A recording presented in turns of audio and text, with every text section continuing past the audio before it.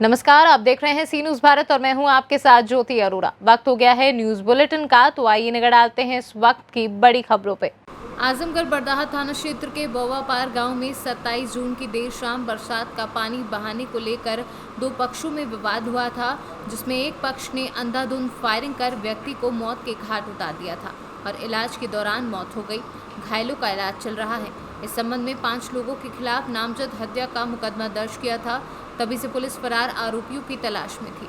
रविवार की बीती रात थानाध्यक्ष विनय कुमार मिश्रा, उप निरीक्षक राज बहादुर यादव, निरीक्षक शमशाद अली पुलिस फोर्स के साथ क्षेत्र में शांति व्यवस्था को लेकर वांछित वारंटी की तलाश में निकले थे। सराय मोहन के पास मौजूद थे कि तभी मुखबिर द्वारा सूचना मिली कि बोवापार की हत्या के आरोपी 4 बदमाश 2 मोटरसाइकिल से बीकापुर की तरफ आ रहे हैं, जिनके पास असलाहा भी है।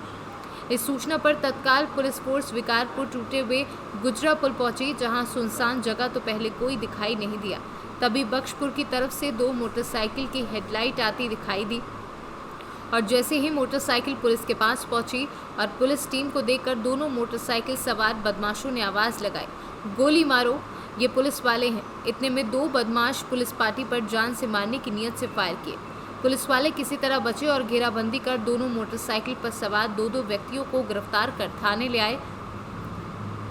आजमगढ़ से सी न्यूज़ संवाददाता जय गोपाल मिश्रा की रिपोर्ट। लालगंज में अपनी जमा पूंजी लगाकर लाखों का घर खरीदने के बाद भी एक पीड़ित कब्जा नहीं मिल पाने से काफी परेशान है। पीड़ित विकास जायसवाल ने उच्च अधिकारियों से मांग की है कि उसकी जान की सुरक्षा की जाए और अवैध रूप से उसके घर पर कब्जेदार को हटाकर मकान को कब्जा मुक्त कराया जाए। उन्होंने बताया कि स्थानीय पुलिस राजस्व का हवाला देकर पीछे हट रही है, इसलिए उसे न्याय नहीं मिल पा रहा है। हाँ जी, अपना नाम बताइए। विकास जायसवाल। क्या मामला बताइए। मामला है कि ठाकुर द्वारा स्थित हमने एक मकान खरीदा है। मैं मिडिल क्लास का व्यक्ति हूँ। किसी तरह रोजी रोजगार के लिए मैं दुकान करके मैंने उसके मकान के खरीदा, तो उस पे नीचे अवैध रूप से व्यक्ति ने मतलब कब्जा किया हुआ है। उनका क्या नाम है? उनका नाम है पुनवासी ठठेर। पुनवासी ठठेर जी। कितने दिनों से कब्जा किए हुए हैं? और जब हम उस मकान खरीदे उससे पहले वो रहते थे, जबरदस्ती वो जबरन कब्जा किए हुए हैं कि हम इसको खाली नहीं करेंगे। खाली नहीं करेंगे? हाँ, भू माफिया द्वारा इसको हम खाली नहीं करेंगे। और जब हम इसको प्रेम से मिलने जाते हैं कि भाई इसको खाली कर दीजिए, तो ये मारपीट करने के लिए तैयार रहते हैं। हमेशा उनके बच्चे होकर मारपीट तैयार कर लेते हैं। अच्छा, इसके लिए आप किसी प्रशासनिक अधिकारी से बातचीत की, गुजारिश की? जी हाँ, मैंने प्रशासन जाके इनसे गुजारिश की। प्रशासन ने हमें बताया कि ये राजस्व का मामला है, इसके लिए आप जी राजस्व का मामला है, इसलिए प्रशासन थोड़ा सा पीछे हटे। तो हमारे चैनल के माध्यम से आप क्या शासन प्रशासन से क्या चाहते हैं? मैं शासन प्रशासन से ये चाहता हूँ आपके चैनल के माध्यम से कि हमको न्याय मिले और जो भू माफिया इसके अवैध रूप से कब्जा किए हुए हैं उसको खाली कराए, न्याय हमें मिले। बहुत बहुत धन्यवाद। आजमगढ़ से सी न्यूज़ संवाददाता जय गोपाल मिश्रा की रिपोर्ट। आजमगढ़ तहसील मार्टिनगंज क्षेत्र के ग्राम सभा भादू में आज वैक्सीनेशन करने वालों का तांता लगा रहा। सभी वर्गों के लोग टीकाकरण करवाने के लिए उत्सुकता से जा रहे थे। जो भ्रामक अफवाह फैली थी, उसे जनता ने एक मंच पर होकर वैक्सीनेशन लगवाने का कार्य कर रही है। सबको भ्रांति करने वाली अफवाह को जनता ने नकार दिया और उत्तर प्रदेश सरकार की कोरोना वैक्सीनेशन करवाने में अब पूर्णतः विश्वास देखने को मिल रहा है। आज पत्रकारों की टीम जब ग्राम सभा भादो में पहुंची तो वहां वैक्सीनेशन करवाने वालों का तांता लगा रहा। वहीं ग्राम प्रधान ब्रजेश पाठक द्वारा पूछा गया तो उन्होंने बताया कि लगभग 2000 से अधिक टीकाकरण अब तक हो चुके हैं। आगे भी उन्होंने बताया कि उप जिलाधिकारी दिनेश मिश्रा व प्रभारी चिकित्सा अधिकारी डॉक्टर संजय गुप्ता के नेतृत्व में बड़े जोरों शोरों से टीकाकरण का कार्य चल रहा है। सभा भादों का यहाँ टीकाकरण लग रहा है, सब लोग लगवा रहे हैं। इसके विषय बताएं।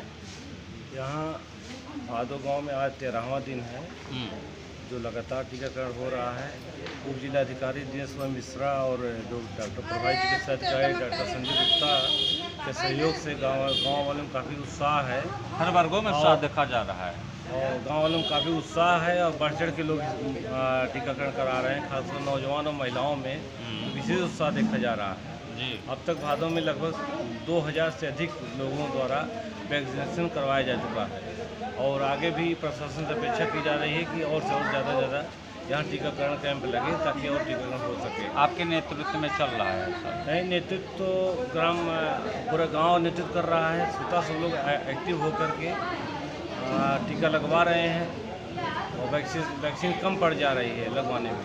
अच्छा। हाँ, ये तो पिछले सप्ताह लगा था 27 तारीख को, तो 200 लगा था, लेकिन वैक्सीन कम पड़ गई। यहाँ एक शिकायत है प्रधान जी कि यहाँ आशा और ये जो कोटेदार होते हैं नहीं दिखाई दे रहे हैं। नहीं, प्रधान तो आप उपस्थित था, नहीं, लेकिन ये दो लोग अनुपस्थित दिखाई दे रहे हैं। आशा आंगनबाड़ी या कोटेदार जाते हैं गांव में, फील्ड में घर घर जाकर बुलाते हैं। अब तो बुलाने का समय खत्म हो नहीं, गया। सुबह आए थे सब लोग, कहा कि चले।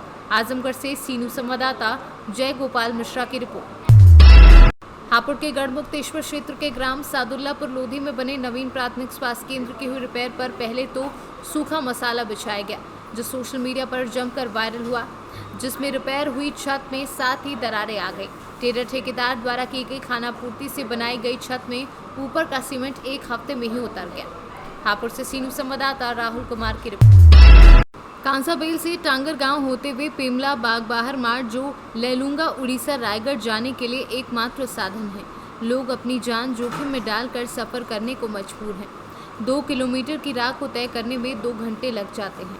मार्ग को देखने के बाद आप ये नहीं कह सकते कि प्रधानमंत्री मार्ग है। जिला सदस्य सालिक सहाय ने कहा कि मेरे द्वारा जिले के अधिकारियों को कई बार अवगत कराया गया, लेकिन प्रशासनिक अधिकारियों के उदासीन रवैये के कारण ग्रामीण बदहाल सड़क पर सफर करने के लिए मजबूर हैं। जिला सदस्य ने कहा कि कलेक्टर व पीएमजीएसवाई के इंजीनियर से दूरभाष से संपर्क किया, जिसमें 2 दिन के अंदर मार्ग सुधारने की बात कही। अब देखना है कि मार्ग की हालत कब तक सुधरती है।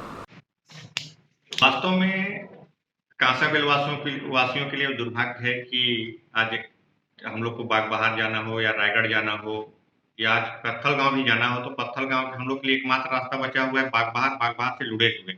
लेकिन इस बीच में टांगर गांव से पेमला तक के लिए जो 3 किलोमीटर का रास्ता है, बहुत दयनीय स्थिति है और वह काम एमएमजीएसवाई का है। और पूर्व में हम लोगों ने एसी साहब तंवर जी हैं, उनसे भी चर्चा हुई थी। उन्होंने भी आश्वासन दिया था कि वह काम हम करवा देंगे, लेकिन आज पर्यंत तक हुआ नहीं है। और आपके माध्यम से मुझे जानकारी भी हुई, हमने कलेक्टर साहब से भी चर्चा किया है, ई साहब से भी चर्चा किया है कि भाई उन्होंने ये आश्वासन दिया है कि हम 2-3 दिन में जेसीबी लगवा के उसको प्लेन करवा देंगे।